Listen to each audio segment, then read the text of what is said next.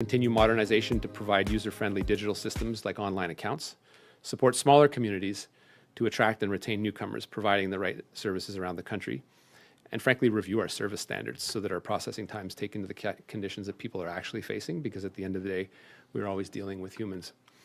Our aim to improve services won't only stop with newcomers. We're also addressing border crossings for Indigenous peoples in Canada, since traditional territories can cross the U.S. border, or more appropriately, a border that has crossed those territories and peoples.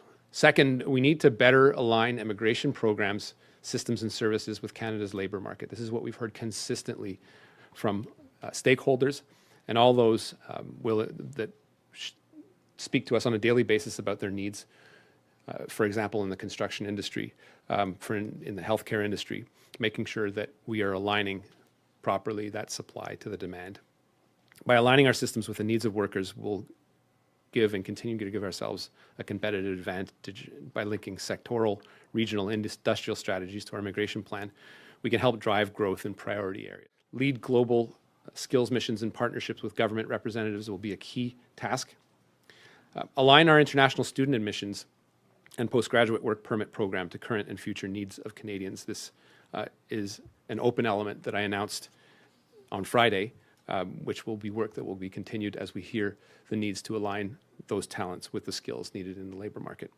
And the third theme that I mentioned focuses on developing a comprehensive and coordinated growth plan, one that brings governments and partners together to ensure that we have the services and supports that newcomers need to succeed. This means housing, health, care, infrastructure, among other success factors. I will not underestimate the importance of that. If we've heard anything from Canadians over the past few months, from the extensive surveys that are being done, Canadians aren't closed to immigration, but they want people like me, they want provinces, they want cities to do a better job in coordinating the arrival of immigrants, even temporary workers, and that's something that is a challenge for all levels of government.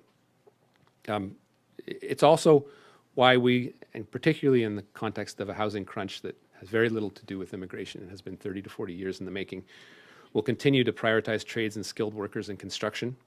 I'm looking at a number of options within my department to make that stream more attractive to foreign workers, including credentials, having support from unions and employers to make sure that those construction jobs that are needed, we predict about 100,000 over the course of the time we need to build all the houses we need for Canadians. That will not all come domestically, it'll have to come from abroad. Similarly, we've heard and we've made medical staff and nurses an immigration priority and offered newcomers priority entry because of their education and experience in healthcare. The comprehensive planning will also take into account the growing numbers of displaced persons globally in response to asylum demands and humanitarian responses.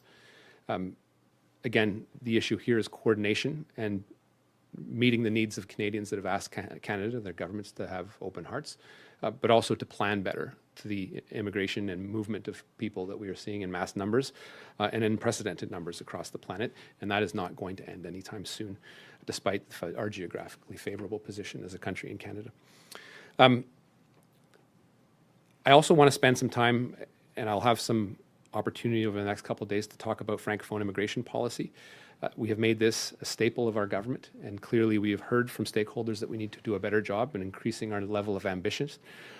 I plan to be ambitious with the targets that I'll be announcing in the next few days, but I also want to be realistic. There's nothing more disappointing than having a politician stand up, make an announcement, and not have the promise fulfilled a year later. So my focus on that is making sure that my department is actually putting the mechanisms and the logistics together to make sure that Francophone communities outside Quebec are actually getting the people that they need and so desperately need to maintain the social balance and the bilingual nature of our country, as well as inside Quebec and working with Quebec and the needs that they have, whether they need more Francophone teachers or the migration that Quebec needs for its own purposes that we will respect as part of the Canada-Quebec Accord that has been around for about 30 years.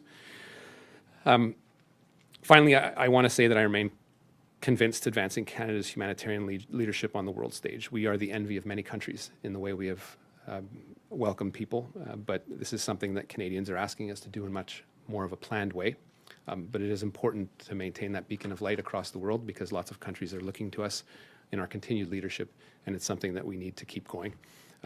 particularly as we face, as I mentioned earlier, unprecedented mass migration due to war, famine, starvation, climate change.